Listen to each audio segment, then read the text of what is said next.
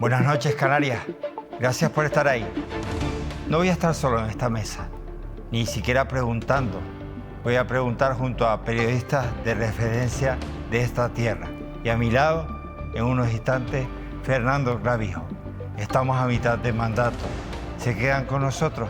Bienvenidos. Aguas de Firgas te ofrece el programa de Manuel Artiles.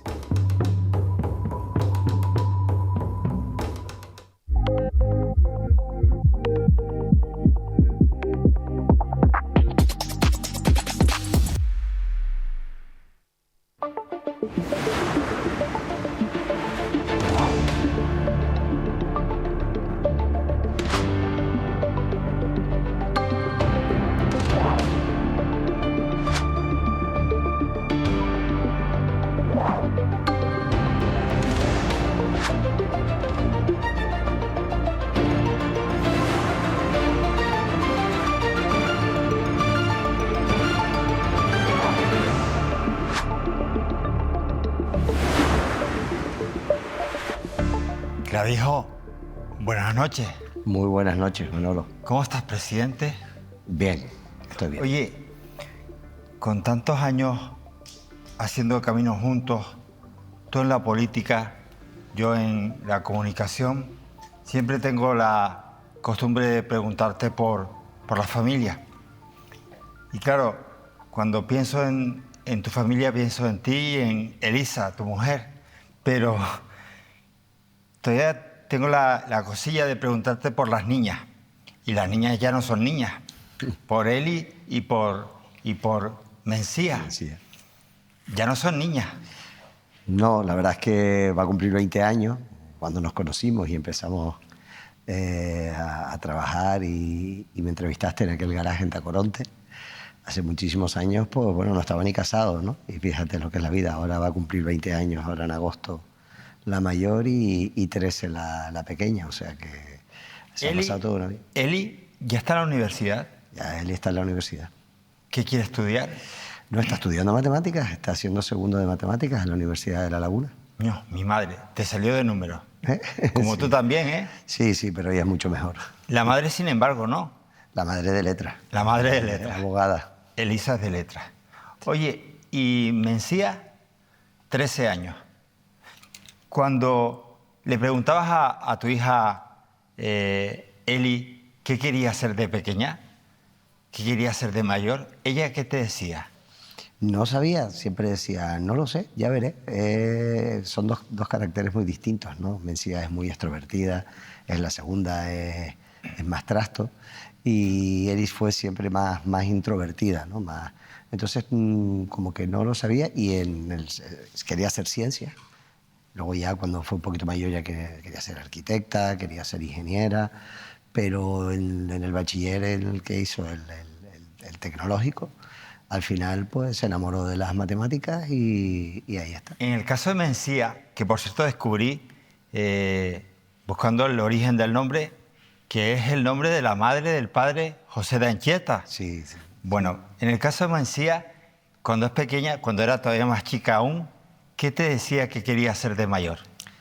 Bueno, ella ha querido ser peluquera, ha querido ser profesora, ha querido ser profesora de educación física, pero todavía está ahí madurando. Le queda camino. Sí. Te hacía esta pregunta porque a mí me gustaría preguntarle, llevo tiempo por ganas de preguntarte, Fernando, cuando eras chiquito y Fernando, tu padre, o Nati, tu madre, te preguntaba, Fernando, ¿qué quieres ser de mayor? ¿Tú qué le decías que querías ser? Cuando era pequeñito quería ser médico y después ya cuando fue un poquito más mayor quería ser piloto y al final acabé de economista. Quería ser médico, quería ser piloto, acabó siendo economista y probablemente nunca imaginó que se convertiría en presidente de las Islas Canarias. Miren, Fernando Clavijo viene a esta entrevista en un momento clave, por muchos motivos. Mitad de mandato, 2 años ya, y sobre todo en un momento de mucha controversia, de mucha crispación. Me gustaría que al final de esta entrevista recuerden esta terminología o esta definición, modo canario. Modo canario. Bueno, pues en medio de todo esto, hoy el presidente Clavijo nos visita. Así que mejor nos ponemos en contexto. ¿Les parece? Prometo por mi conciencia y honor cumplir fielmente las obligaciones del cargo de presidente de Canarias, con lealtad al rey, y guardar y hacer guardar la Constitución como norma fundamental del Estado. En julio de 2023, Fernando Clavijo fue elegido por segunda vez como presidente del Gobierno de Canarias, iniciando así su segunda legislatura al frente del Ejecutivo canario, gracias a los apoyos de 38 diputados del Parlamento Autonómico que integran las formaciones políticas de Coalición Canaria, Partido Popular, Agrupación Socialista Gomera y Agrupación Herreña Independiente. El también secretario nacional de Coalición Canaria desarrolló su primera etapa al frente del Gobierno de Canarias entre los años 2015 y 2019, llegando por aquel entonces al poder del Ejecutivo Autonómico en sustitución del expresidente canario Paulino Rivero.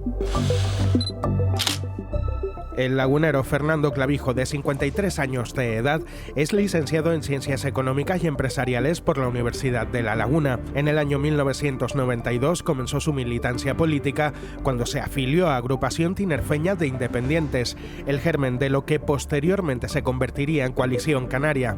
Desde entonces ha ocupado diferentes cargos de responsabilidad interna en el partido, hasta alcanzar la Secretaría General de Coalición Canaria. En el año 2003 inicia su andadura como cargo público, ejerciendo de concejal de Seguridad Ciudadana en el Ayuntamiento de La Laguna hasta el año 2007. Desde ese año fue primer teniente alcalde y concejal de urbanismo hasta el año 2008, cuando fue nombrado alcalde en sustitución de Ana Oramas, cargo que ostentó hasta el año 2015. En julio de 2015 tomó posesión por primera vez como presidente de Canarias. Ya en el año 2019 fue designado como senador. Prácticamente en el ecuador de su segunda legislatura como presidente de Canarias, Fernando Clavijo afronta la segunda mitad del mandato con numerosos desafíos por resolver. La crisis migratoria sigue siendo uno de los principales frentes abiertos, ya que en lo que va de año han llegado a las costas canarias más de 10.900 personas a bordo de embarcaciones precarias, de las que unas 5.500 son menores no acompañados. Esta situación está provocando el colapso de los centros de acogida del archipiélago, mientras se sigue a la espera de que se comience el acordado reparto de menores no acompañados entre las comunidades autónomas. Por ahora se siguen reclamando respuestas efectivas al Gobierno central y a la Unión Europea. La falta de vivienda asequible y la emergencia habitacional conforman otro reto de presente, donde los desorbitados precios de venta y de alquiler están imposibilitando el acceso a la vivienda a gran parte de la población canaria. Según los datos de portales inmobiliarios especializados del pasado mes de abril, el precio de la vivienda usada aumentó en Canarias casi un 17%, ubicándose el precio medio por metro cuadrado en 2.983 euros, siendo el archipiélago la segunda comunidad autónoma con mayor alza de precios. El descenso en la construcción de viviendas públicas y las más de 200.000 viviendas vacías que hay en Canarias contrastan con el aumento poblacional exponencial que experimentan las islas y agrava la crisis habitacional. El reto demográfico que afronta Canarias supone otro desafío, influenciado por el fenómeno turístico que atraviesan las islas. En el primer cuatrimestre de 2025, Canarias ha batido un nuevo récord turístico, con la llegada de 5,7 millones de turistas extranjeros al archipiélago. La bonanza turística que vive Canarias contrasta con un dato preocupante, y es que el 31% de la población canaria se encuentra en riesgo de pobreza o exclusión social, lo que se traduce en unas 705.000 personas. Estas cifras se producen en una comunidad autónoma que, pese al aumento del empleo, mantiene a 152.171 personas en paro. La atención sanitaria continúa siendo otro de los serios problemas que tiene que resolver el Gobierno de Canarias. Según los datos más recientes, 32.948 personas se encuentran a la espera de una intervención quirúrgica. En cuanto al número de pacientes que aguarda por cita con un especialista, Canarias es la comunidad autónoma con mayor tiempo de espera de toda España, con un tiempo promedio de 157 días y 158.534 personas a la espera de pasar consulta. El Ejecutivo, presidido por Fernando Clavijo, también tiene que afrontar la difícil tarea de solventar la deficiente situación de atención a la dependencia en Canarias. Actualmente 11.799 personas tienen el derecho reconocido, pero no han recibido la prestación. En el archipiélago, el tiempo medio para resolver la prestación de estas solicitudes es de 549 días, de los más elevados del país. Recientemente, la Diputación del Común también ha alertado en su informe anual acerca de la grave gestión de la discapacidad en Canarias, donde las quejas han aumentado un 94%, donde la espera por la certificación de grados de discapacidad en islas como Tenerife se ha llegado a alargar hasta casi los 5 años. A todos estos asuntos, el presidente Clavijo también tendrá que gestionar en la segunda mitad de su mandato cuestiones como los problemas de movilidad, especialmente en las islas capitalinas, la gestión del agua en un archipiélago en el que islas como Lanzarote, Fuerteventura o Tenerife han llegado a declarar la emergencia hídrica, o reforzar el sistema eléctrico de las islas, entre otras muchas cuestiones.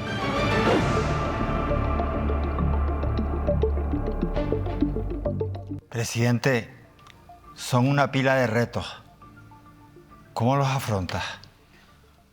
Pues primero un equipo, ¿no? Creo que el secreto, como bien el vídeo ha expuesto, son retos que vienen desde hace muchos años, que requieren reformas estructurales, que no admiten parches ni maquillaje, y hay que hacerlo en equipo, ¿no? Y ahí, bueno, pues con las universidades públicas canarias, tratando de buscar el mayor número de apoyos posibles en el aspecto político, en ese modo canario que tú decías antes, y teniendo unos compañeros en el Consejo de Gobierno y unos trabajadores públicos que son conscientes que después del COVID se tenían que haber acometido una serie de reformas que no se hicieron por el gobierno anterior y que nos está tocando a nosotros hacerlas ahora y bueno, pues hacerlas con determinación. Fernando, pero hablando en plata, cuando ves esas cifras, cuando ves la dimensión del territorio que realmente gobiernas, ¿no te acojona? Sí. ¿No te da como una especie de susto de yo estoy un paso para atrás o qué? Sí, bueno, no, paso para atrás nunca, ¿no? Pero ves, por ejemplo, ves los datos de las intervenciones quirúrgicas. Pues evidentemente tenemos que mejorar, pero hemos mejorado casi un 30%. Es decir, ahora mismo los datos de tiempo de espera para una intervención quirúrgica son los más bajos de toda la serie histórica. Pero evidentemente más de 140 días no es suficiente para la ciudadanía y tenemos que llegar a los 90. Ves los datos, por ejemplo, para las consultas en hospital y dices, oye, ¿qué podemos hacer con esto? Pues hemos hecho el visor del historial clínico, que eso va a hacer que no tengas que repetir muchas pruebas diagnósticas. Eso quiere decir que si tú estás en La Palma o te caes en Lanzarote, tu historial médico lo puede ver el médico de Lanzarote informáticamente. Antes no podía. Todo eso nos va a ayudar. Claro, nos va a ayudar a no tener que duplicar pues, pruebas diagnósticas o citas, porque ya las tienes en tu historial clínico, ¿no? O, por ejemplo, seguir más lejos, ahora las llamadas que vamos a hacer para recordar la cita. Todos los días hay miles de personas que tienen cita con el especialista y no van porque se han olvidado, porque no pueden. Pues en ese caso, esos son espacios vacantes que si te avisamos 24 o 48 horas antes y te lo recordamos, puede ocurrir dos cosas, que digas, ay, es verdad, y vaya, o que digas, no, ya no hace falta y esa cita se la damos a otro, ¿no? En materia sanitaria, ¿no?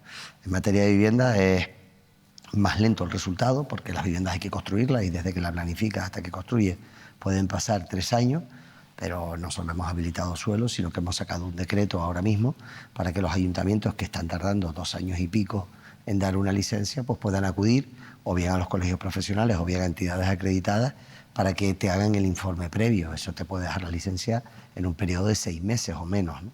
Con lo cual hay cositas que hemos ido poniendo en marcha que como son reformas estructurales, porque un dolor de cabeza te tomas una aspirina y se te pasa, pero si tienes un brazo partido requiere una reforma y un tratamiento más intenso.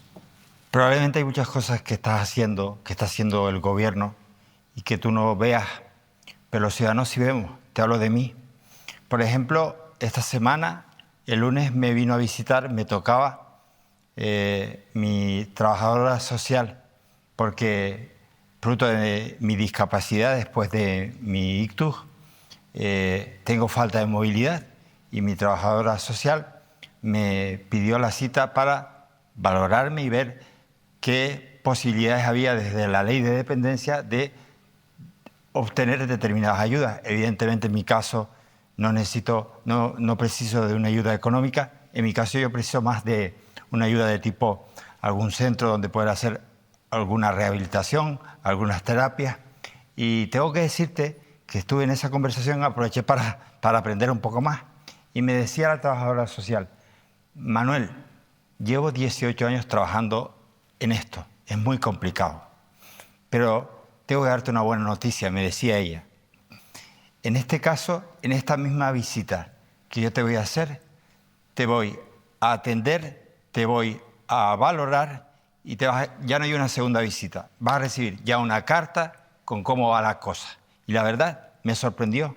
Antes había que hacer 2 trámites, ahora en uno, todo solucionado. Sí, antes tenía que ir a hacerse la valoración y después te hacía el plan de intervención. Efectivo. El famoso PIAS, ¿no? Pues a mí me lo hicieron en una sola porque ocasión. hemos hecho un decreto que no ha estado exento de cierta polémica con algunos sectores en los que ¿qué necesidad hay de ir 2 veces? Porque al final es 2 veces el trabajador desplazándose, 2 veces cuando, evidentemente, una vez que la valoración que va a hacer tiene clara cuál es el plan de intervención. Y eso va a permitir reducir a la mitad los tiempos. Nosotros cogimos el gobierno en el 2019 con unos 800 y pico días de espera. Lo bajamos a 549. Pero, hombre, casi 2 años. Es muchísimo para un dependiente. Ahora lo vamos a poder reducir a la mitad. A ver si conseguimos dejarlo pues en torno a los 250 días. Que así todo lo razonable son 6 meses, que es el objetivo que marca la ley. ¿Llegaremos al final de la legislatura a cumplir los 6 meses que marca la ley, 180 días? Tengo que ser honesto con el ciudadano que me está escuchando, es difícil. Pero desde luego lo vamos a bajar de los 250 días. Vale. Oye, Fernando, hoy me van a acompañar en esta entrevista vía preguntas grabadas varios compañeros periodistas de referencia de las islas. Pero alguna vez, antes decías que en tu cabeza de niño estaba ser médico y después astronauta o piloto. Pero cuando empezaste en ATI, ¿alguna vez pensaste que te convertirías en alcalde de La Laguna, presidente del gobierno? ¿Alguna vez, en algún sueño, estuvo ahí esa posibilidad? No, la verdad es que la vida te va dando, te va llevando, ¿no? Lo importante es que tengas ilusión y trabajes. Empecé a militar en la agrupación Tinerfeña Independientes, en su momento en ATI, precisamente por una colecta que se hizo en su momento en la universidad. Y dijeron, oye, vamos a buscar para la tragedia de Vargas en su momento, ¿no? Entonces vamos a buscar una colecta. Y ahí entré. Entré además en un momento convulso en el que el Fidio Alonso pues salía y entraba anagramas, ¿no? Y la verdad es que Ani me acogió y me enseñó pues, prácticamente en política todo lo que sea. Ha sido una amiga, una maestra fantástica, y de hecho yo la llamo la jefa, como tú bien sabes. Ella se molesta. Dice, no me estoy llamando la jefa, pero yo la llamo la jefa, pues todos aquí, tus televidentes conocen el carácter de Ani, ¿no? Pero vamos, sigue ahí vigilando, cuidando y protegiéndome y orientándome. Porque siempre es importante tener gente alrededor que te diga las cosas, ¿no? Fernando, quiero que veas conmigo unas imágenes. Estas imágenes que vas a ver a continuación, las viste casi que en vivo, en directo, como muchos canarios viendo la televisión pública. Quiero que las veas, son estas. Sinceramente, Fernando, ese día estabas en la Isla del Hierro. ¿Por qué? ¿Para qué? ¿Y cómo fue todo? Pues mira, fui a la Isla del Hierro porque el día anterior yo había estado en Bruselas y le había pedido al presidente, a Javier Sarsalejo, de la Comisión de Derechos Cívicos de la Unión Europea, le había hecho una petición de que viniese a Canarias a conocer el fenómeno real de la migración, porque Bruselas queda muy lejos, ¿no? Y eso lo había hecho creo que en octubre, el mes de octubre. Se comprometió con Canarias en decir, voy a ir a Canarias a llevar la comisión LIBE, que se llama, y para tener una entrevista y conocer de primera mano el Parlamento Europeo, qué es lo que ocurre allí. Pero no solo vino a Canarias, sino además quiso ir al epicentro, al Hierro. Entonces, el día anterior habíamos estado el vicepresidente del Gobierno y yo, pues bueno, en esa comisión en la que los eurodiputados o los portavoces de cada grupo político del Parlamento de Europa nos hicieron preguntas de cómo estaban. Entonces eso fue por la tarde, yo había ido a mediodía, fue por la tarde, hice noche en el Hierro, porque al día siguiente teníamos con los colegios del Hierro lo que se llama una pequeña bajadita de la Reina, ¿no? ¿En que serio? Sí, una simulación De la bajada de la Virgen de los la Reyes. bajada de la Virgen, que va a ser ahora entre julio y agosto, ¿no? Entonces estaba arriba en el monte con la simulación de la bajadita de los niños, y cuando estábamos allí comenzando nos llaman: oye, está entrando una patera. Entonces le dije a los profesores y a Poli Suárez, que es el consejero, digo: oye, voy a estar un poquito, pero quiero bajarme, porque llega la patera y siempre quiero saludar a los voluntarios, a la Cruz Roja, Salvamento Marítimo, Guardia Civil, Policía Nacional. Y justo bajando, llegando a la Restinga, son las imágenes terribles, el peor momento de mi vida política, las imágenes terribles que estamos viendo, ¿no? Y la verdad es que fue duro. O sea, estuve casi una hora incapaz ni de hacer declaraciones, porque afectó, ¿no? Porque además, primero veías el dolor en los rescatadores, la Policía Nacional, los voluntarios de la Cruz Roja, los médicos. Después tenías que escuchar los llantos de las madres que habían perdido los niños y las niñas y que no sabían dónde estaban. Y que desgraciadamente 2 aparecieron en el fondo del Cayuco ahogados. Niñas de 3 o 4 años, ¿no? Entonces son cosas que todavía te emocionas, ¿no? Porque te golpea y ves la dureza que tiene que pasar esta gente, cuánto se queda en el camino, y ves el dolor, ¿no? Y yo solo puedo, agradecerle a todos los que estuvieron y están en esos operativos, y al pueblo del Hierro cómo se vuelca con esta pobre gente que huye del hambre y de la muerte, ¿no? Y eso te da más frustración y más furia ver lo que luego otros en Madrid, la política poco útil o inútil o sucia que se está haciendo en Madrid, como Allá el modo es otro, ¿no? El modo es otro. No hay palabras buenas, no hay palabras de generosidad, de amabilidad, no hay ni siquiera de discusión, es insulto. Es otro modo. Se ha perdido el norte, Manolo. O sea, vamos a ver. Aquí, quizás el aislamiento y el alejamiento no nos contamina tanto, pero aquí somos capaces, las distintas fuerzas políticas, de sentarnos para resolver algo o para hacer algo bueno por los ciudadanos. Allí creo que se han olvidado que somos servidores públicos, que tenemos una obligación con nuestra gente, y que lo primero es la ciudadanía, y después está tu partido político, y después estás tú. Y si no estás dispuesto a servir de esa manera, lo que tienes que hacerte es irte, porque esto es voluntario. A mí nadie me obliga a presentarme unas elecciones. Yo me puedo ir cuando quiera, soy libre de hacerlo.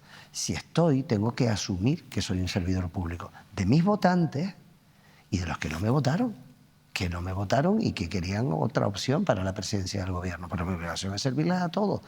Y eso es lo más importante. Y luego ya veremos si se ganan o no se ganan las elecciones, ya veremos si mi partido me quita o me pone, y ya veremos también lo que mi familia quiere que haga o no haga, o yo mismo, ¿no? Pero ahí eso se ha anulado todo. No hay servicio público. O sea, si uno dice blanco, a ver cómo digo yo negro. No, pero mira, es que blanco es bueno. No, tengo que conseguir que blanco parezca que sea malo, ¿no? Es una batalla por el relato absurda. Fíjate, y frente a esas imágenes tan duras, estas otras. Conferencia de presidente. ¿Tenías tú ahí la esperanza, Fernando, de que el lenguaje fuera otro, la actitud fuera otra, que algunas de tus propuestas, preocupaciones fueran escuchadas, que la situación fuera otra, que aquello que había pasado los días anteriores pudieran servir de algo? ¿Ibas con esa esperanza, por lo menos? No tenía esperanza. ¿En serio? No tenía ninguna esperanza. Yo iba a decirle, mirándole a los ojos como te estoy mirando a ti, a todos los presidentes autonómicos, a todos no, al Endacari, al PNV no, siempre ha apoyado a Canarias, llevamos un documento conjunto como la otra vez, y también, tengo que decirlo aquí, que Salvador Illa, el presidente de Cataluña, que nos dijo claramente que iba a apoyar a Canarias y que iba a coger, iba a mirar a los ojos a todos los presidentes autonómicos y decirles que han dejado a Canarias sola, y que cuando Canarias ha tenido que ser solidaria con otros territorios, dígase Valencia, Canarias siempre ha estado, y que ellos habían abandonado a Canarias. E iba a decirle al presidente del Gobierno de España y a los ministros que estaban detrás que cumpliesen la ley, que era una auténtica vergüenza que el Supremo haya tenido que sacar 2 autos para que el Estado cumpliese la ley con esos niños y esas niñas que son susceptibles de protección internacional. Que lo tuvimos que decir, llevamos 2 años diciéndolo, que tuvimos que meter en el juzgado al Gobierno de España y que el Supremo en 2 autos le ha dicho haga usted. Y al último está diciendo que dé nombre y apellidos de los responsables para poner multas coercitivas y lo que tenga que venir. Luego, al final lo dije claramente, a los canarios nos han dejado solos. Pero no solo a los canarios, Manolo, es que han dejado solos a esos niños y esas niñas que tienen derechos de tratados internacionales y que no se están cumpliendo porque el gobierno de España no quiere y porque las comunidades autónomas están poniendo trucos, trampas e incumpliendo una ley que está aprobada para no tener a los niños en su comunidad. Es indecente. Eso es lo que les dije. Y ese momento, esa reunión, ¿cómo la viviste tú? Porque una cosa es vivirla desde el desconcierto, decir, bueno, no me hacen caso, ya lo preveía, no voy con la esperanza. Pero cuando ya les ves actuar y ves que ni siquiera guardaron la forma, ¿realmente cómo te sentiste ahí? Pues mira, yo que siempre intento ser autocrítico, me sentí mal, me sentí frustrado, me sentí incluso hasta responsable, ¿no? Ese fue un mal día para la democracia, fue un mal día para España, fue un mal día para Canarias. Es decir, cuando tú reúnes con el rey, que fue el desayuno, no presidió obviamente esa reunión, pero cuando desayunas con el rey, cuando el rey lanza un mensaje de altura política, buscando la unidad, buscando el servicio público, buscando el interés general, y cuando todos se levantan de esa mesa del desayuno y se van allí a hacer lo que hicieron, unos con el pinganillo, que se levanta y se va, un diálogo, eran monólogos, no había debate. Claro, es un máximo órgano, piensa que ahí se está coordinando el gobierno de España con todas las comunidades autónomas. No tendremos problemas los canarios y los españoles. Imagínate. Como el de la vivienda, como el de la sanidad, como la financiación autonómica, como la migración, como los retos. Estamos en una Europa en la que hay guerra. ¿Cómo afrontamos lo que está ocurriendo en Estados Unidos con Donald Trump? Pero un momento para hablar. Y luego, si quieres, salimos de allí y luego cada uno, bueno, que diga su versión o inclusive cada uno que haga la crítica. Pero al menos dentro, a puerta cerrada, debemos ser capaces de entendernos. No es que debemos ser capaces, es que es nuestra obligación, Manolo, es que es nuestra obligación. Presidente, empezamos con las preguntas de mis compañeros. Precisamente la compañera Francisca González, directora de RTV en Canarias, le formula la primera. Presidente, yo quería preguntarle si se ha sentido usted rehén de ese pulso que le echan las comunidades del Partido Popular al gobierno de Pedro Sánchez en materia migratoria. Bueno, la verdad es que efectivamente, ¿no?, la materia migratoria se ha convertido en un arma política, lo estamos viendo en Estados Unidos, lo estamos viendo en Europa, y es un espacio para que la ultraderecha avance. Y al final, yo lo decía en la sesión de control del pasado martes del Parlamento, ¿no?, unos no quieren y otros tampoco. Unos por otros no quieren a los niños y a las niñas migrantes en España. Y entonces tenemos un Estado que incumple la ley y que tiene el apercibimiento del Tribunal Supremo, y tenemos unas comunidades del PP que al final, pues bueno, mientras esté en Canarias, el problema que sea de Canarias. Y nadie piensa en los niños y nadie piensa en Canarias, ¿no? Así que yo ahí siempre lo digo, ¿no? La responsabilidad es de unos o de otros, pero al final el problema lo tenemos nosotros en Canarias. Fernando, y conociéndote, de seguir así, ¿qué va a pasar? ¿Qué vas a hacer? Lo que hemos hecho es ir al juzgado. En democracia, cuando alguien... Pero ya el juzgado ya les ha dado la razón. Nombre y apellido. Pues ahora el Tribunal Supremo, si en 30 días no son esos niños integrados en la red de protección internacional, por supuesto, y si las comunidades autónomas siguen incumpliendo la ley, las demandaré. En democracia es así. Yo creo en la separación de poderes, poder ejecutivo, legislativo y judicial. Evidentemente el legislativo y el ejecutivo ya se lo han comido. Efectivamente, el gobierno de España, el Parlamento, el Congreso, ya lo ha dicho el presidente Sánchez, pues si tengo que gobernar de espaldas al Parlamento lo haré. Pero el judicial, yo sigo confiando en el Poder Judicial. Y el Supremo lo está diciendo claro. Y al final, pues tendrá que pagar a alguien las responsabilidades. O se arregla, o alguien tendrá que pagar las multas, o alguien se puede ver en el ámbito penal. Tenemos 2 juicios más presentados. Uno para que nos paguen. ¿Cuánto nos deben? Pues del año pasado solo nos deben más de 140 millones de euros. ¿Cómo? Sí, es que claro, es que al final esto lo estamos pagando. ¿Esto por nosotros? Claro, los canarios están pagando y no tenemos por qué pagar toda la inmigración. El año pasado fueron 192 millones de euros. Nos transfirieron solo 50, nos iban a transferir 100. No vino los otros 50 que tenían que venir a principios de año, no han llegado. Y este año llevamos. Ese dinero lo Pero tenemos bueno, que y cuando viene aquí la ministra de Igualdad, o Marlaska o Ángel Víctor, ¿no saben que tienen esas perras pendientes con nosotros? Claro que lo saben, y lo sabe la Entonces, ministra, lo sabe la ministra de Hacienda, lo sabe el ministro Torres y lo sabe el presidente Sánchez, porque también se lo ha transmitido. Pues al final, ¿qué ocurrirá? Pues tendrá el Tribunal Supremo decir que se compensa a Canarias, porque el Gobierno de España no nos está transfiriendo el dinero. El segundo contencioso es por la inacción en materia migratoria. No estos niños, estos 1.200 sí, que son, digamos, refugiados políticos, han pedido asilo político, sino de los otros 4.400, tenemos 5.600, nosotros, y ya el Constitucional lo dijo, cuando nos llevaron al Constitucional por el famoso protocolo de entrega de los menores, dijo que era obvio que el artículo 2 de la Constitución establece que el Estado tiene que coordinar y velar por la solidaridad entre territorios. Eso es algo que el Estado no ha hecho, y ese es el segundo contencioso que tenemos en el Supremo. Y el tercero era este, que ya has visto que el Supremo no solo le ha dado la razón a Canarias, sino que le ha dicho el Estado, oiga, o interviene ya. O sea, 2 años que no te ha quedado ante el silencio, ante el mirar para otro lado y estar solo, pelear en los juzgados. 2 años así. 2 años con 3 contenciosos en la sala del contencioso del Tribunal Supremo de Justicia. Oye, por curiosidad, en esa conferencia escandalosa hubo algo claro, que los del PP querían elecciones anticipadas. Y también Pagés, aunque no lo expresara ahí, sino por anticipado él en otro foro. ¿Y tú qué piensas? Yo pienso que los ejercicios, a ver cómo le digo sin ser, no siendo educado, es decir, los imposibles llevan a la melancolía. Vamos a ver, las elecciones solo hay 2 posibilidades. O se presenta una moción de censura y tiras los números y quitas a Pedro Sánchez, o Pedro Sánchez convoca, o esperamos a que acabe la legislatura y llega. No depende. O sea, señores, pónganse a trabajar. Es decir, yo no le voy a pedir a Pedro Sánchez que convoque elecciones. Yo voy a pedirle a Pedro Sánchez que resuelva los problemas de los canarios, que cumpla como tiene que cumplir con la migración, que cumpla con la agenda canaria que hemos firmado.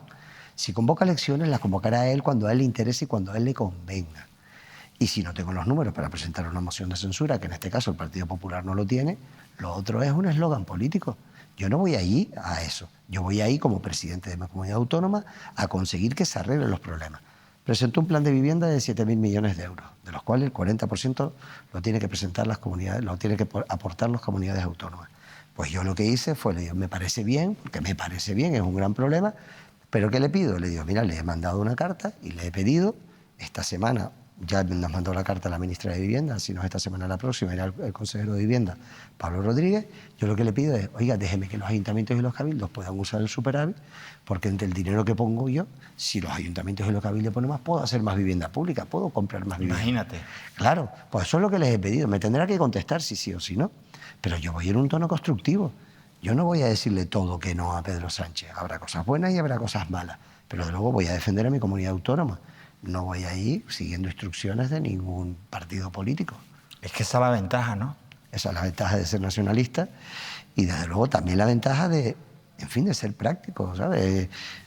Es que no va a convocar las elecciones, las convocará cuando él considere que tácticamente le vienen al mejor, por mucho que se lo pida al PP. Pero y mientras tanto, ¿qué hacemos con los problemas de los españoles y de los canarios? ¿No se resuelven? Te pregunta ahora Fernando Mayer Trujillo. Buenas noches, señor presidente. Me gustaría preguntarle qué consecuencias podría tener para el archipiélago seguir creciendo al ritmo de los últimos años, 20.000 personas cada año. Bueno, pues es que no nos lo podemos permitir. Las consecuencias son las que estamos viviendo, ¿no?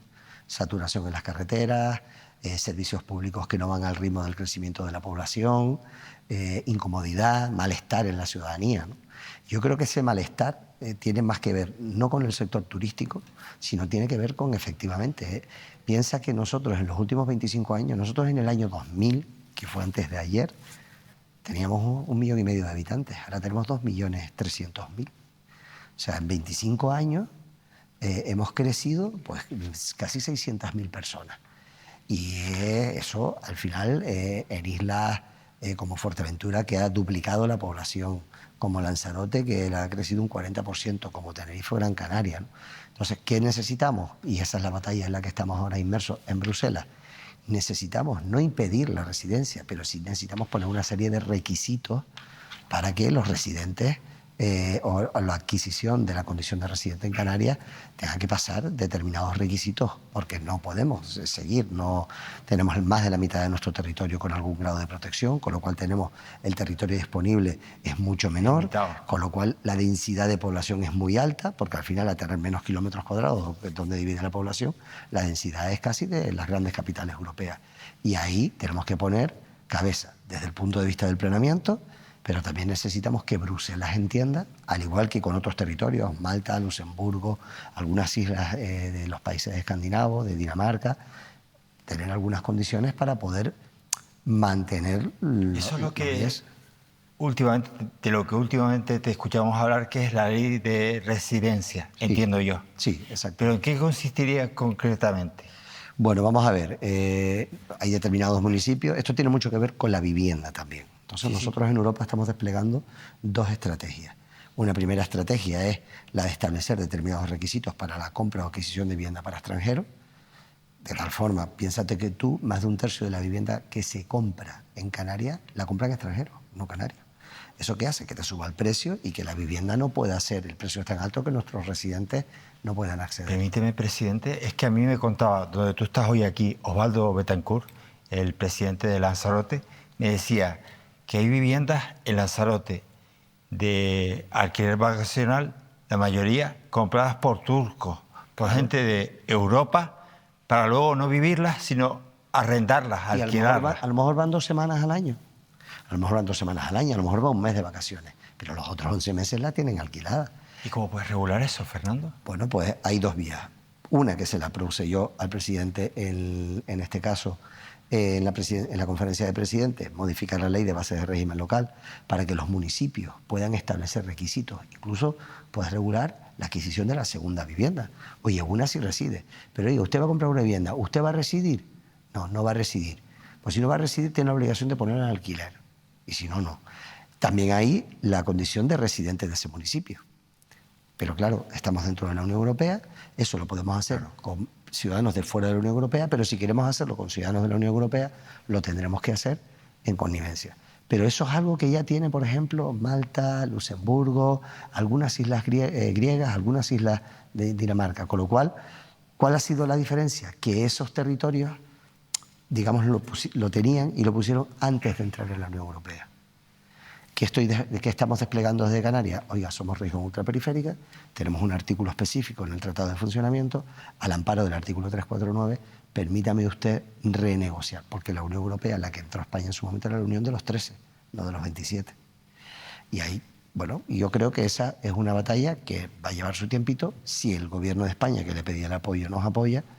Y Europa la termina de entender. Europa lo entiende, porque ¿Sí? ya tiene territorios con esas singularidades. Pero evidentemente que lleva un cambio legislativo. Fíjate, Fernando, complejo. Todo esto tiene que ver con la vivienda, con la limitación que tenemos en nuestro espacio.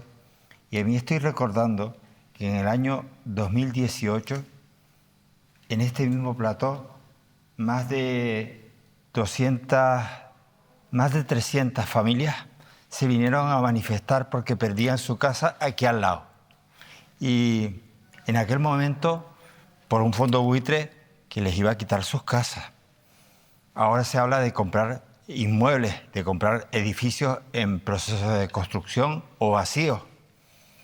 Y tú en el 2018, agarrado de la mano de Carlos Alonso, presidente de Tenerife, el alcalde de Santa Cruz Bermúdez, fuiste a pelear... Y Rosa Dávila, consejera de Hacienda. Cierto, y Rosa Dávila, consejera de Hacienda. Efectivamente. ¿Cómo recuerdas aquella vez en la que te fuiste a Madrid con un par? Porque imagínate, es que era ir a pelear contra un fondo buitre, el Banco Santander, y mientras tanto 358 viviendas que podían perderse, que podían ser personas que podían ser desahuciadas. ¿Cómo fue esa pelea? Pues mira, la verdad es que es en la zona de Añasa, donde compramos los edificios. Sí, en la isla de Tenerife. En la isla de Tenerife. Y me llamó José Manuel Bermúdez, el alcalde, y me dije, oye Fernando, tenemos un problema y es que le está llegando la carta a los vecinos diciendo que este edificio ya el propietario no es el que era, que ahora lo ha comprado efectivamente un fondo buitre, no lo había comprado todavía, estaba en proceso de compra y le estaba llegando la carta diciéndoles que se les acababa su contrato de alquiler, porque se les acababa, y que tenían que dejar la vivienda. Entonces, claro, un montón de gente habló con el alcalde y tal, digo, oye, ¿cómo va a ser eso? Sí, sí. Hablamos, tuvimos una reunión, Carlos, Alonso, José Bermúdez, Rosa Dávila y yo, vinieron con las cartas, con representación de los vecinos, tuvimos una reunión con la representación de los vecinos en la sede de presidencia de Santa Cruz de Tenerife, y a partir de ahí pues contacté con el CEO en aquel momento del Banco Santander.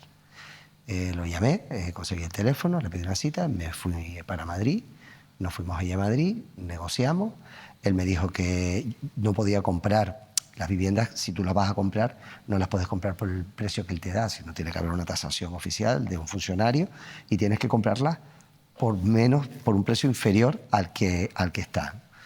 Y bueno, en aquel momento ellos tenían vendido o tenían en la negociación ya cerrada con una opción de compra para el fondo buitre.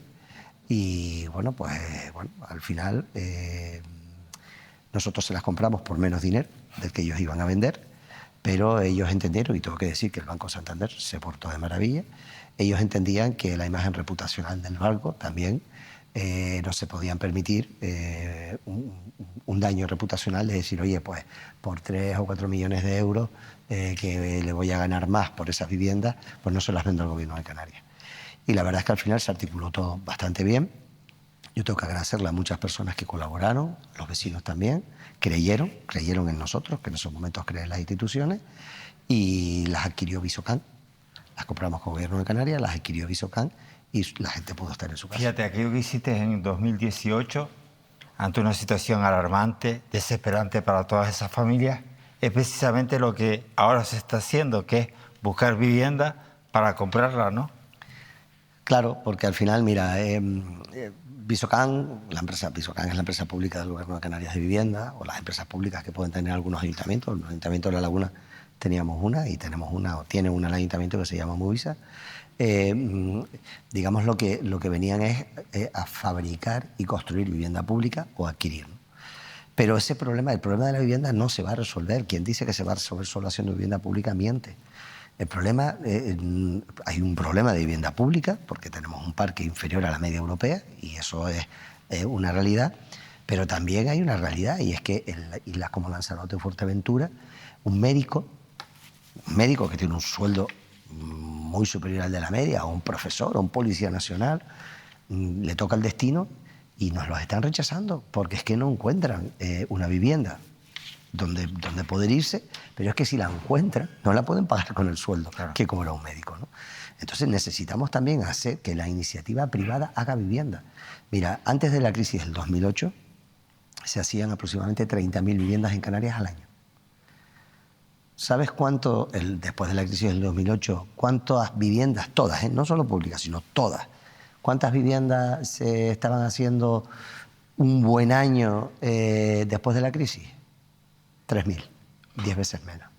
Claro. Y además ha venido el fenómeno del alquiler vacacional, con lo cual tiene que se están construyendo 10 veces menos viviendas de las que se construían antes. Yo no digo volver a los 30.000, pero 20.000 personas están viniendo cada año a vivir, esa gente tiene que venir a algún lado. Y además hemos sacado del mercado de alquiler las que están en el alquiler vacacional. Claro, tenemos lo que tenemos, un colapso. Te pregunto ahora, presidente Miguel Ángel Dasguani. Canarias cerró 2024 el año pasado con un récord de visitantes, 18 millones. Vamos camino de los 19 millones en este 2025. La pregunta es, presidente, ¿cuántos turistas caben en Canarias? ¿Y por qué la negativa del gobierno a cobrarle un impuesto por pernoctación como ocurre en otros territorios del mundo, con la falta de recursos que tenemos? Bueno, vamos a ver, la capacidad de los turistas que caben, la capacidad hotelera el 100%. Cada cabildo tiene un plan insular de ordenación y un plan insular de ordenación turística y ahí se definen, ¿no? Yo no creo que con sinceridad pueda caber más de 20 millones, pero ya eso es un disparate, ¿no? Nosotros,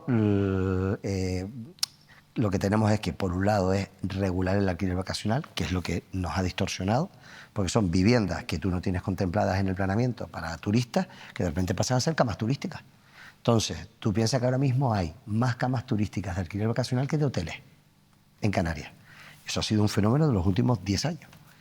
O sea, hay más camas turísticas de alquiler vacacional que de hoteles. Hay más, unas 10.000 y pico más. Entonces, eso hay que regularlo si no queremos romper el mercado.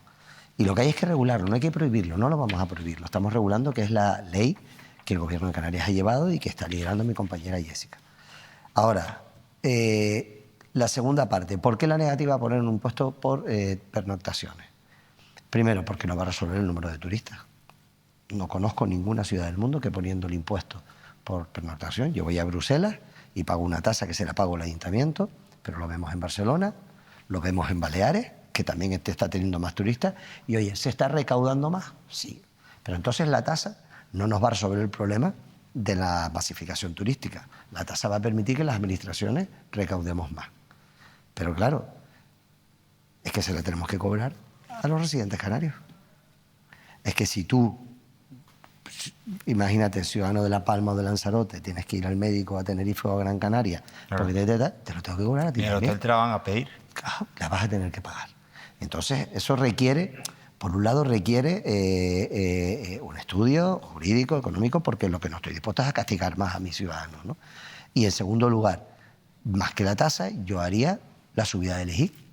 Y si subo el IGIC, no solo puedo recaudar incluso más, si el objetivo es recaudar, sino que además ese dinero se reparte, el 35% es para los cabildos y el 23% para los ayuntamientos, con lo cual esa riqueza la reparto entre los ayuntamientos, los cabildos y el propio Gobierno de Canarias.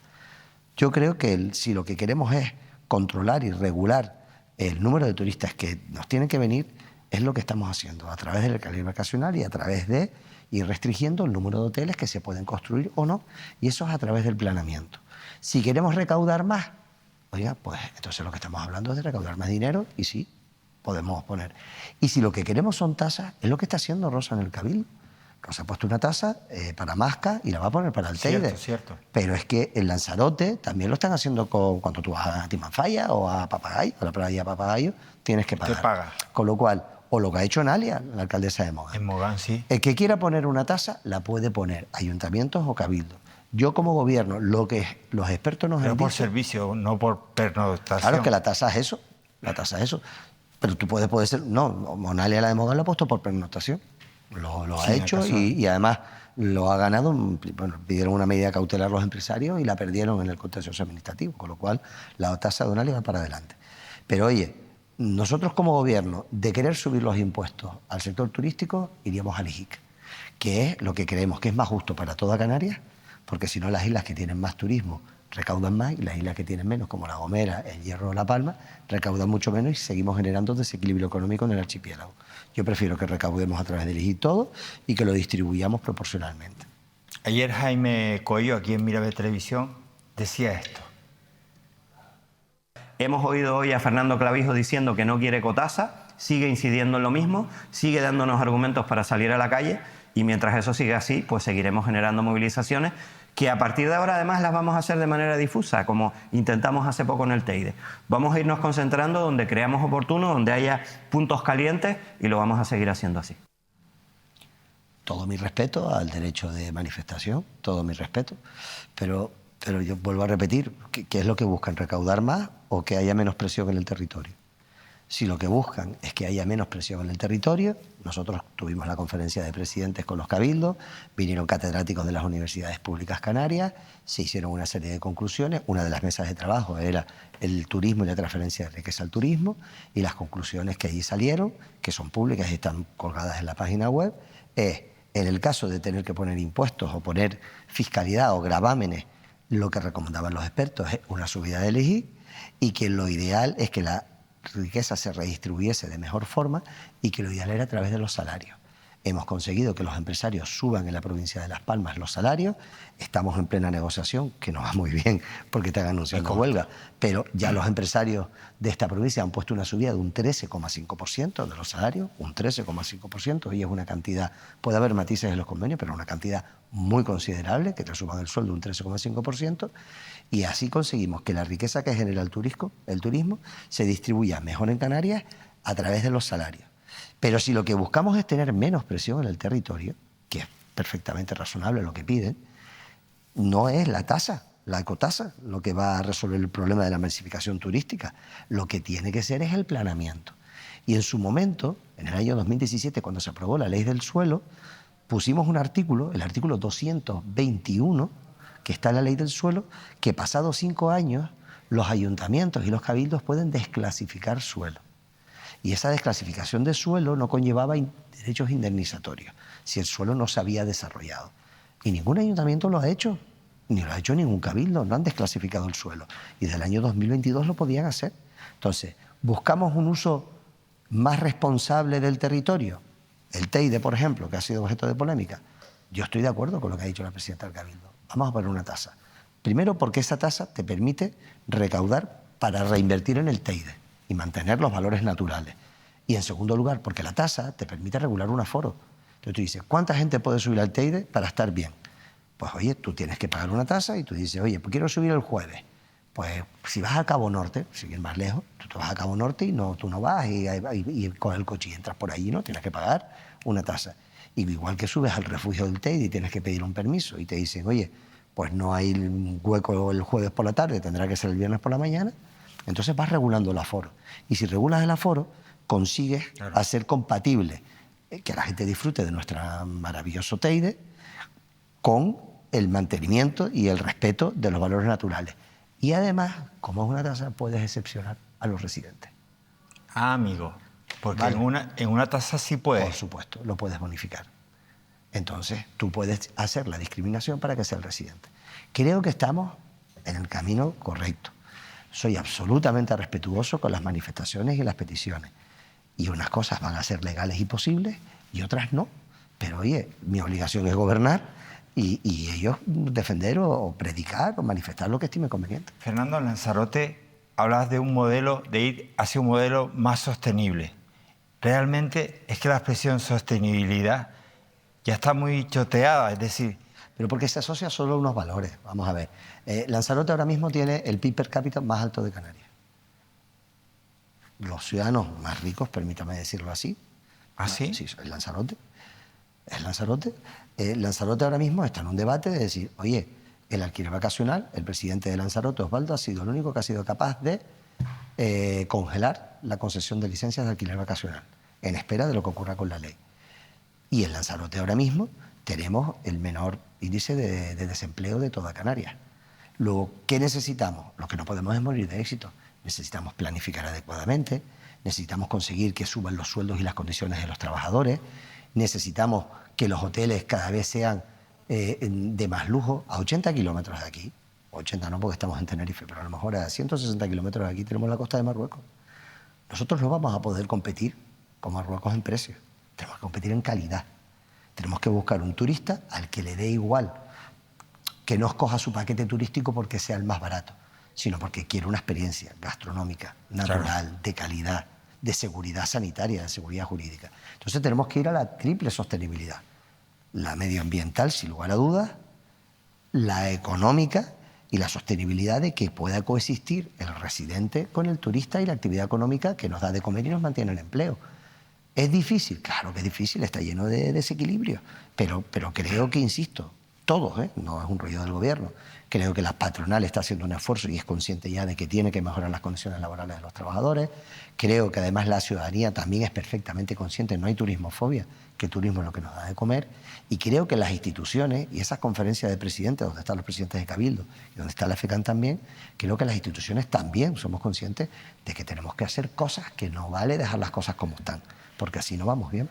Hablando de Lanzarote, desde allí te pregunta el compañero Francisco Robaina. Buenas noches. Presidente Clavijo, como bien sabrá, la situación hídrica en Lanzarote lleva años siendo una preocupación constante y en estos momentos es realmente crítica.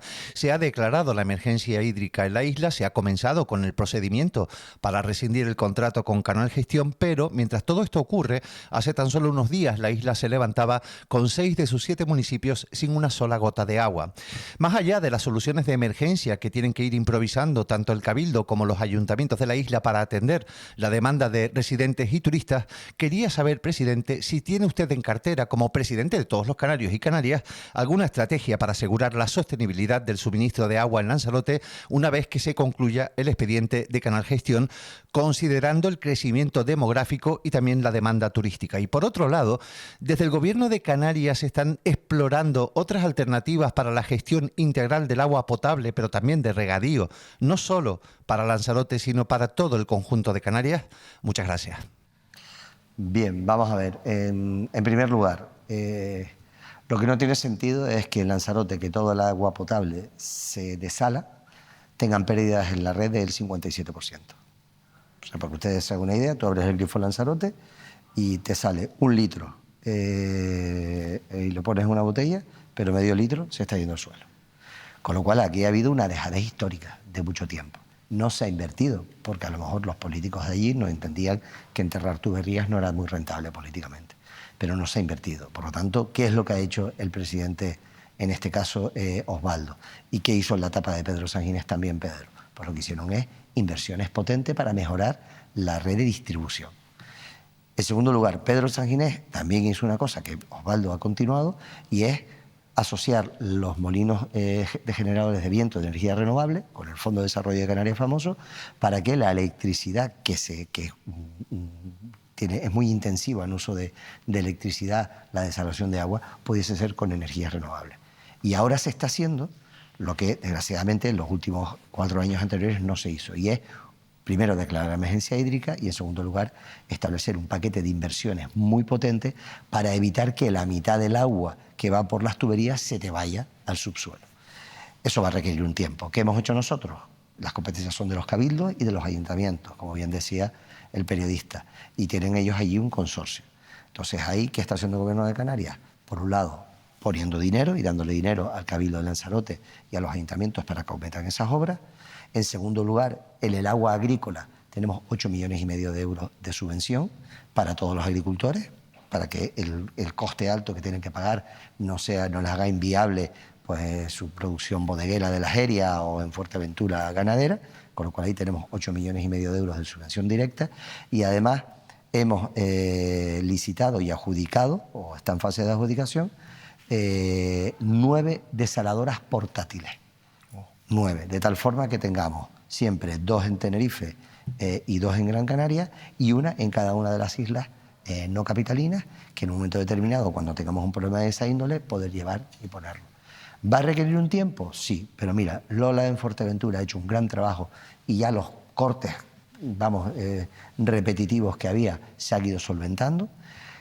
Osvaldo ahora mismo ha metido más de 25 millones de euros en todas esas infraestructuras, entre el dinero que le damos del gobierno y lo que ha puesto él como cabildo y ayuntamiento. Y en el caso de Tenerife, bueno, pues estamos acometiendo las obras porque Rosa Ávila ahí ha dado un paso al frente y también tiene más de 40 millones de euros en ese momento, más lo que le estamos dando del gobierno. Por lo tanto, creo que es un problema, es el problema, pero es un problema que estamos ahora mismo invirtiendo muchos recursos. A todas estas, el gobierno de España nos debe 20 millones de euros del año pasado del convenio de obras hidráulicas que no nos ha pagado y que yo estoy reclamando. Compadre, ¿qué no nos deben? Pues mira, nos deben el POSEI adicional para las ayudas a los agricultores y ganaderos, que lo estamos poniendo nosotros adelantando, nos deben 20 millones de obras hidráulicas, nos deben más de 100 millones de euros en este caso de inmigración. Hemos conseguido sacar cosas, y yo siempre digo lo mismo, si tuviésemos más diputados nacionalistas en Madrid conseguiríamos más. Hay que decir que hemos conseguido sacar el transporte gratuito. Hoy el tranvía y la guagua es gratis, gracias a que nosotros lo hemos negociado. Pero bueno, tenemos el 75% de descuento de residente para volar y en barco, pero tenemos que seguir apretando más a Madrid. Nos lo deben, presidente. Sí, sí. Le pregunto ahora Julio Gutiérrez, de la provincia. En los últimos tiempos, yo casi diría años, tanto a usted como al gobierno, como a parte de su partido, les escuchamos decir que el REF está en peligro y que se está poniendo en duda el espíritu mismo, ¿no? El seguir entendiendo desde Madrid que se trata de una herramienta para limar la diferencia, la desventaja que tiene Canarias con respecto a la España continental. Bien, al hilo de esto nos comentan que quieren que computen fondos que vienen para limar esa diferencia, como digo, que computen en el sistema de financiación autonómico, es decir, el dinero que nos envía el Estado para financiar la sanidad, la educación. A mí me gustaría que, más allá de los economistas que pueden hacer sus cuentas y les pueden salir, pero en ocasiones quizá les falte un poco de contexto, en lo político si puede poner nombres y apellidos a quienes defienden que Canarias vuelva pues a la situación anterior a 2018. ¿Quiénes están diciendo eso en la parte política? ¿Qué partidos? ¿Qué personas? Pues el Partido Socialista en Madrid, el Partido Popular en Madrid, el Partido Podemos, Sumar. Son los partidos políticos en Madrid los que entienden que Canarias somos unos privilegiados, que estamos aquí todo el día en la playa, que solo tenemos que subir a la palmera y coger un coco o coger los plátanos, y que qué suerte tenemos de vivir, porque ellos en su imaginario, Canarias, que es un paraíso, y claro que lo es, ellos vienen y han venido de vacaciones, han venido a la mili, han venido de luna de miel. Pero bueno, eso te godo. Bueno, pues es lo que hay. Entonces, ¿qué hacen ellos? Yo cojo y tú dices, a ver, la financiación de las comunidades autónomas, imagínate, vamos a poner 100 en porcentaje. Tú dices, vale, y ahora cojo lo dividido por los ciudadanos. Dice, hombre, es que a los canarios le estamos dando más que la media de los españoles. Claro, porque lo que hacen es que mezclan la ley del REF, el régimen económico y fiscal, lo suman en las transferencias que se le dan. Entonces, ahora mismo tú dices, oye, el REF dice, por ejemplo, usted tiene que invertir en obras de infraestructura la media que invierte, como mínimo, la media que invierte en España. Claro, tú vas ahí y nunca cumplen. Pero cuando vas a decir, oye, usted no está cumpliendo, no estás invirtiendo. Si inviertes por cada ciudadano 150 euros, en Canarias inviertes 68. Dice, no, pero te damos el REF.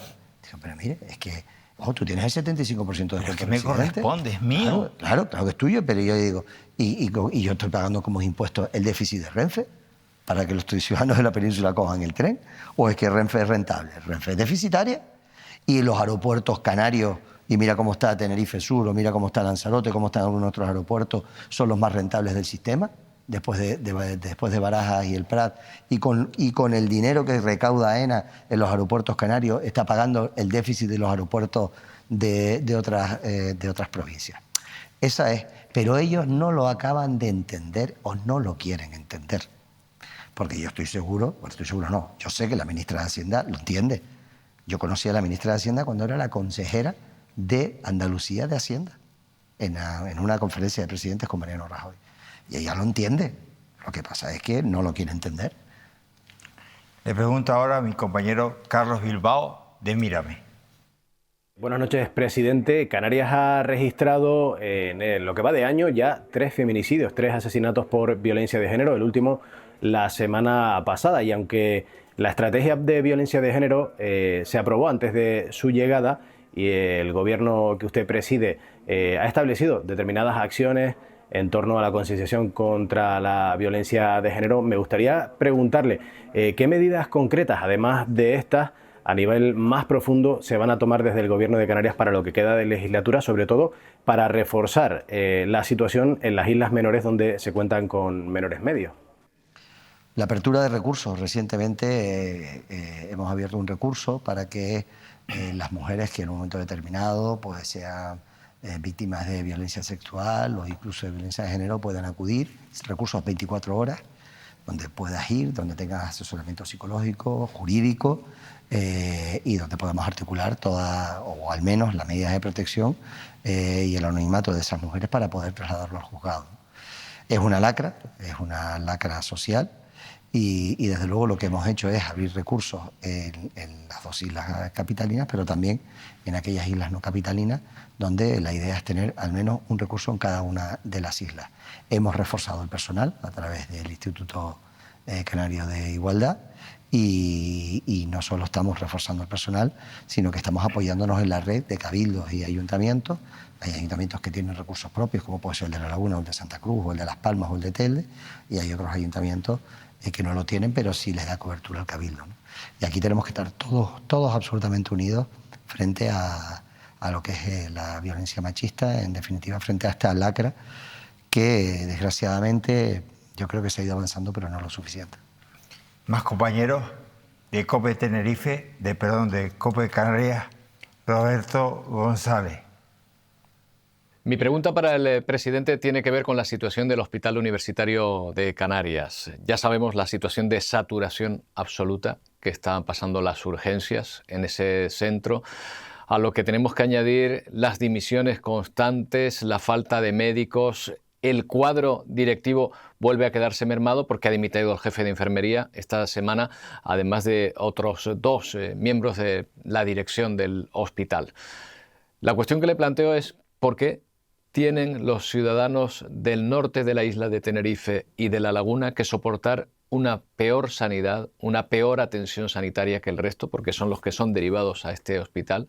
¿Y qué está haciendo? ¿Qué va a hacer el gobierno de Canarias para solventar esta situación, que pasa, ojo, también por una lista quirúrgica que dobla en este hospital prácticamente la situación del resto, la suma del resto de hospitales de las islas? Bueno, la lista de espera quirúrgica, empiezo por el final, en el hospital, en el UC, ha sido la que más ha mejorado de toda Canarias. Yo creo que la nueva gerencia del UC está haciendo un buen trabajo. Y no solo creo que está haciendo un buen trabajo, sino que los datos lo avalan. Es cierto que hemos tenido y tenemos un problema en urgencias, pero tiene que ver mucho con los cambios en la dirección que el gerente ha querido hacer. Las urgencias de LUC históricamente siempre ha sido un problema. Esto no es nuevo. Históricamente, ustedes como los medios de comunicación siempre han hablado, cuando venía la gripe, cuando ha habido problemas históricos. Picos, ¿no? Los picos. Y lo que ha hecho es hacer una reforma estructural, y para eso ha tenido que remover determinados puestos y determinados equipos. Eso evidentemente ha tenido una contestación en parte del personal, legítima también, porque bueno, si al final sustituyes a personas, esas personas tienen compañeros o amigos, y en fin. Pero yo puedo decir que en estos momentos las urgencias están evolucionando, y aquellas personas que no han querido acometer los cambios que desde la dirección se ponían precisamente para corregir, y voy a poner un ejemplo, ¿el alquiler vacacional ha tenido contestación? Sí, claro, pero es que más de lo mismo no podíamos hacer. El decreto que tú hablabas de dependencia, de hacer en un paso lo que se hacía en 2, ¿ha tenido contestación? Sí. ¿Las reformas estructurales que está haciendo el gerente están teniendo contestación dentro del hospital? Sí, claro, pero es que hay que cambiar. Yo no he venido a hacer más de lo mismo. Yo he venido precisamente para que se acometan los cambios, y cuando pase el tiempo necesario de que esos cambios, veremos. Y la ciudadanía juzgará si se ha hecho mejor o no se ha hecho mejor. Yo no estoy de acuerdo con lo que ha dicho Roberto. Yo creo que la calidad asistencial de los trabajadores públicos de LUC es profesional, al menos igual que el resto de los centros. No son peores, no están soportando una peor sanidad, no están soportando una peor profesionalidad, todo lo contrario, es la misma.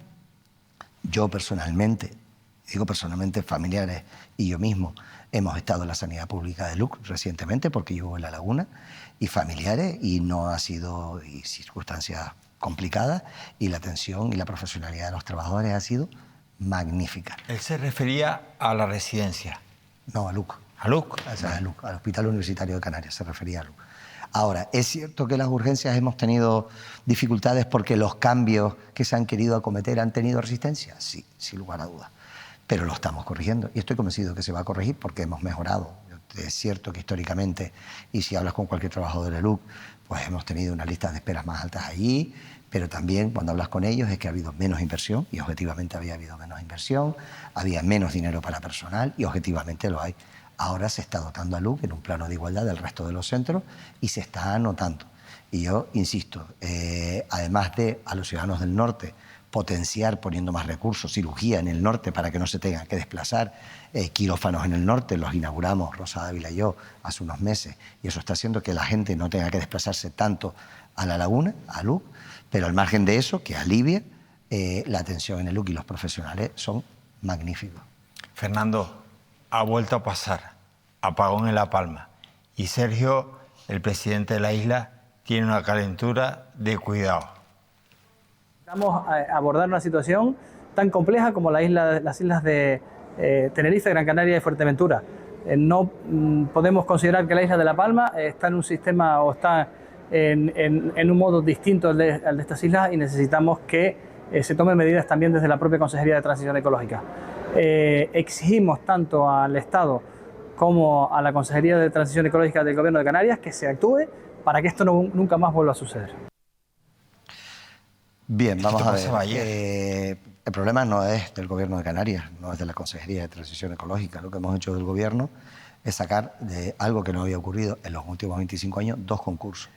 Uno para generar potencia eléctrica allí donde había un déficit y otro para renovar todos los equipos. Para que el ciudadano lo entienda, vamos a ver. Los equipos que generan la electricidad en las islas son motores de gasoil. Son grupos electrógenos, motores de gasoil. En su momento el Gobierno de España sacó una norma diciendo que si se renovaban los motores de gasoil se iban a retrasar la penetración de las energías renovables. Entonces le prohibió a Endesa que renovasen los motores de gasoil porque iban a sacar un concurso que tardó 15 o 20 años, ha tardado, para que se puedan penetrarse las energías renovables y se pudiesen poner grupos más eficientes.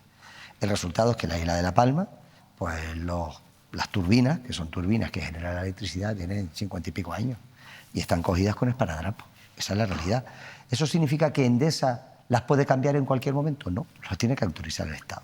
Esa fue la bronca, acordémonos del cero energético de La Gomera en julio, acordémonos del cero energético de Tera y ahora este. Esa ha sido la bronca y eso ha sido lo que hemos hecho del Gobierno.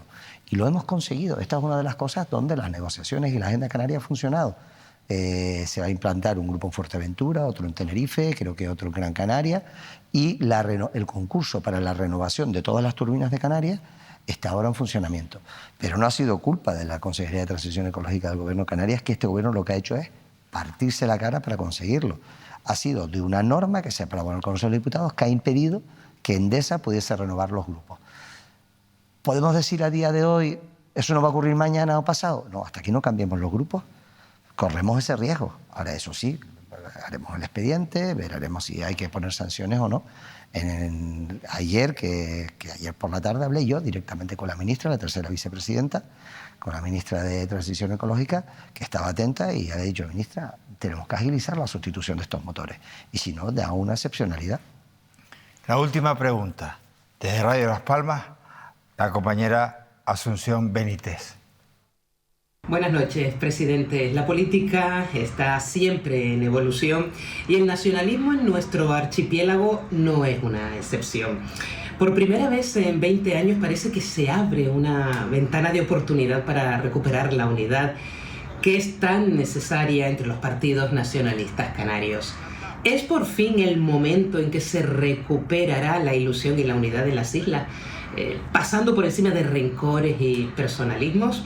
¿Volverá, presidente Canarias, a tener la fuerza que se merece en el Congreso y la tranquilidad de que se atiendan nuestras demandas y reivindicaciones? Gracias. ¿Es el momento? A ver, ese es nuestro deseo. Ese es nuestro deseo. ¿Las condiciones y lo que está ocurriendo pueden hacer propicio que este sea el momento? Sí, yo creo que lo es. Creo que estamos viendo lo que Euskadi y lo que Cataluña están consiguiendo porque tienen diputados y diputadas nacionalistas y quien se sienta en Moncloa depende de ellos para sacar las leyes. Cada vez que depende de nosotros y del voto de Cristina Valido en la Comisión de Economía o en alguna ponencia o en alguna comisión, nosotros conseguimos cosas para Canarias, pues nosotros vamos a ir solo para defender Canarias. Creo que además cada vez la gente tiene más claro que no somos ni de izquierda ni de derecha, o que si lo son no es lo importante es Canarias, que por encima de las ideologías tiene que estar Canarias, porque somos servidores públicos y estamos aquí para mejorar a Canarias, y se da o se pueden dar las circunstancias de que así sea. Por nuestra parte vamos a poner todo lo posible para que eso sea así, porque si nosotros hoy tuviésemos 3 o 4 diputados en Madrid y 4 o 5 senadores, ya te digo yo que muchos de los problemas que tenemos estarían resueltos hace tiempo. Fernando, ¿en tus ratos libres sigues dedicándole tiempo al deporte? Sí, lo intento, por la mañana. Ahora estoy intentando hacerlo muy temprano por la mañana, o bien cuando estoy en casa, pues salgo a correr, y cuando me quedo fuera, pues intento bajar tempranito al gimnasio del hotel. ¿Y las pachanguitas esas la pachanguita de baloncesto? Bien, ahora llevo casi un mes porque me partí la falange jugando a baloncesto, porque ya uno tiene una edad y a veces el cerebro crees que puedes hacer unas cosas y el cuerpo no, pero sí, me partí la primera falange, el dedo gordo, y llevo un mes. El próximo día creo me toca la revisión, el 10 y algo, 20 y algo, 23 creo, y a ver si ya me dan la carta de naturaleza para los domingos por la noche echarnos la pachanga. A ti el baloncesto te chifla, ¿no? Me gusta mucho verlo, me gusta mucho más que el fútbol, me gusta ver mucho el baloncesto. Soy muy malo, pero bueno, como jugamos todos más o menos de nuestra edad y algunos están menos en forma que yo, pues compenso la falta de técnica con voluntad física. Estamos viviendo una especie de época dorada, de oro del baloncesto. Así te lo dice el amigo Sabané. Hola, presidente. Nada, mandarte aquí un saludo desde el Gran Canaria Arena. Esperemos volver a verte aquí dentro de poco, siguiendo este gran momento del baloncesto canario.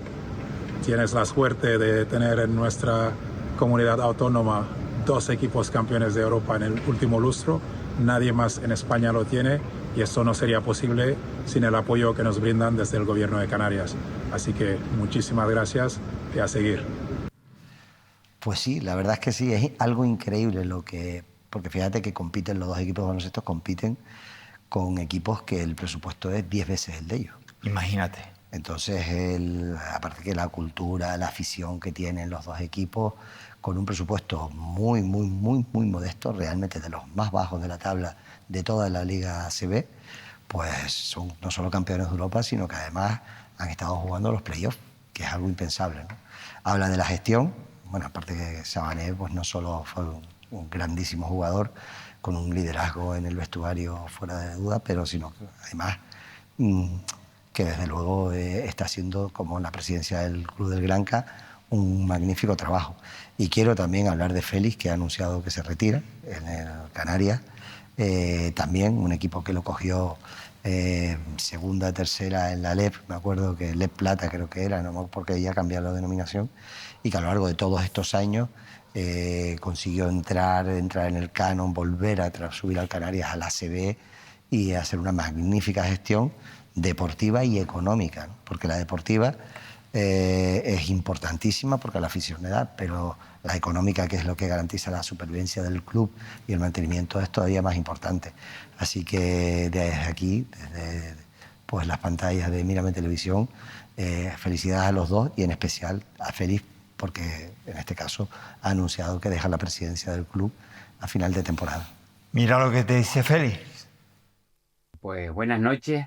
Con Fernando Clavijo lo único que tenemos son palabras de agradecimiento, ¿no? Como decimos en mi pueblo, de bien nacido ser agradecido, ya no solo porque es un aficionado al deporte en general y al baloncesto en particular, sino por todo lo que contribuyó para estar ahora donde estamos, ¿no? Gracias a él estamos en ACB por la compra de la plaza de ACB y convertido en sociedad anónima deportiva. Así que bueno, mi agradecimiento público a Fernando por todo lo que hizo por nosotros.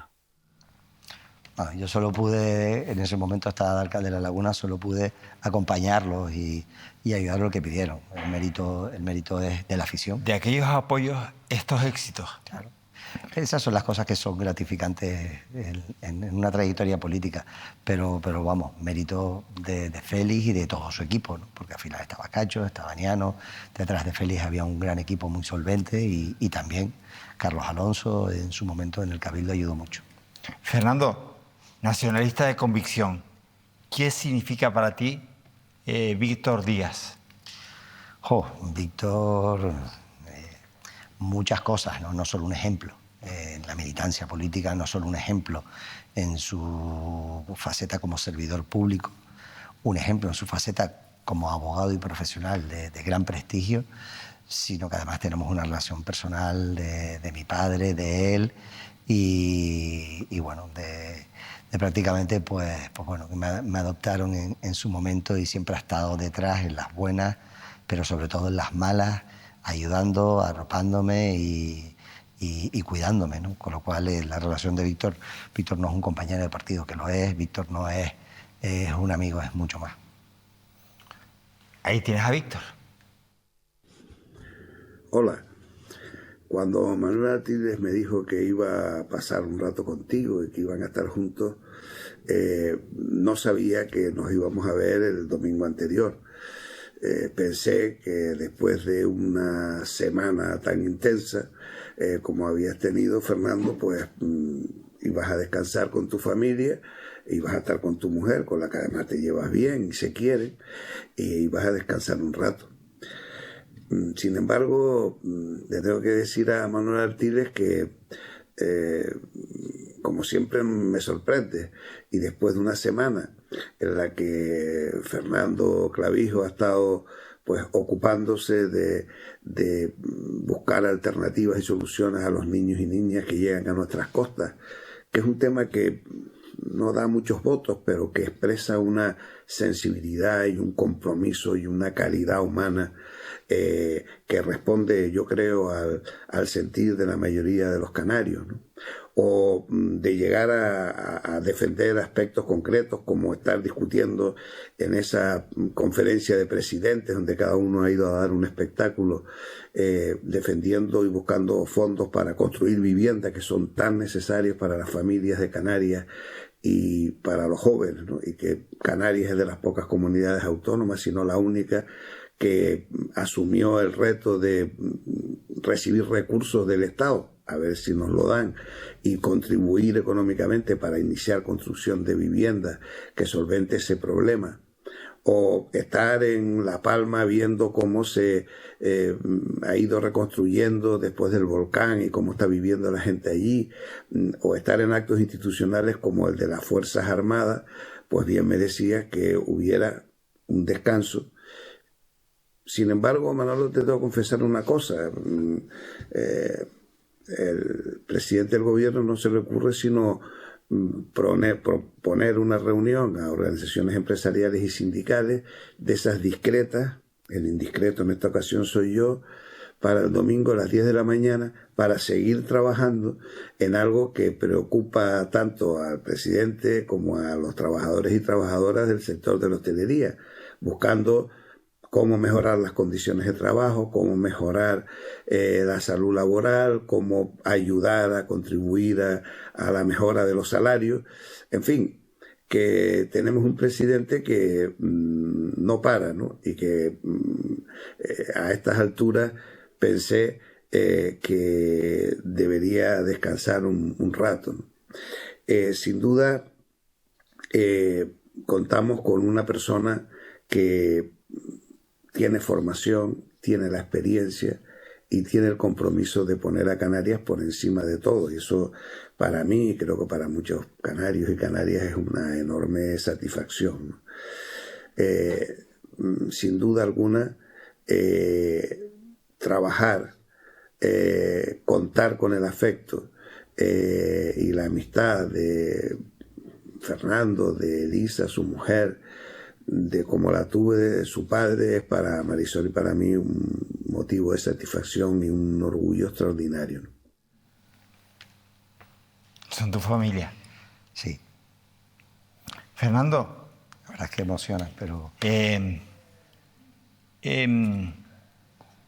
siempre se le suele preguntar a un hijo qué se aprende de sus padres. ¿Qué le debes a tus padres?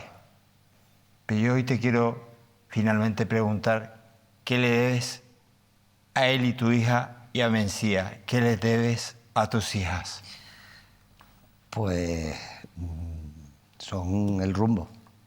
Al final es el rumbo. La política es importante y me gusta, y la vocación de servicio, pero para mí la familia es lo primero, y eso es lo que te marca el rumbo, ¿no? Por un lado, mi compañera Elisa, obviamente, con la que llevamos 31 años. Me costó mucho que me hiciese caso, pues no me hacía mucho caso, pero empecé en el instituto y en la universidad. A Martillo Pilón. Yo soy muy constante. Y luego las niñas, ¿no? O sea, cuando sales y te ponen esa cosita en los brazos, sabes primero que es para toda la vida y en segundo sabes que tienes que esforzarse todos los días para intentar ser un ejemplo, para intentar estar ahí en los momentos importantes.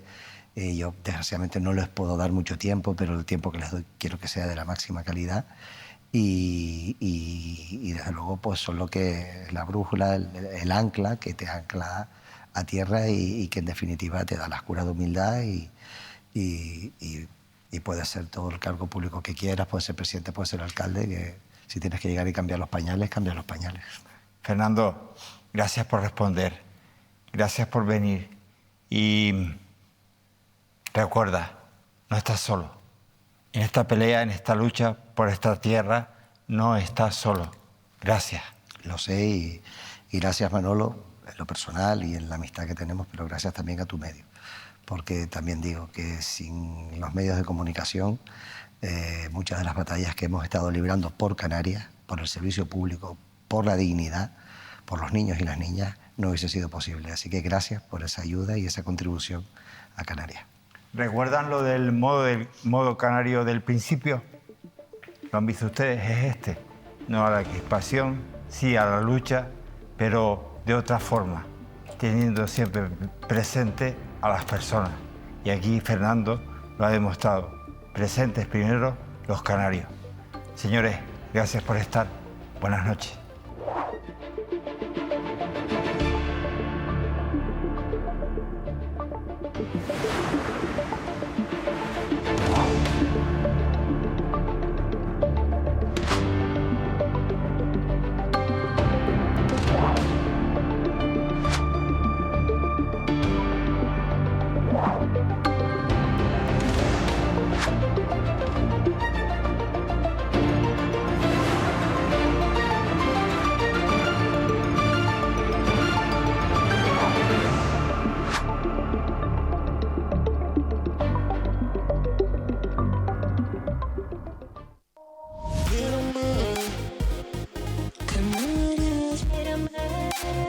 Ven y mírame. Aguas de Firgas te ofrece el programa de Manuel Artiles.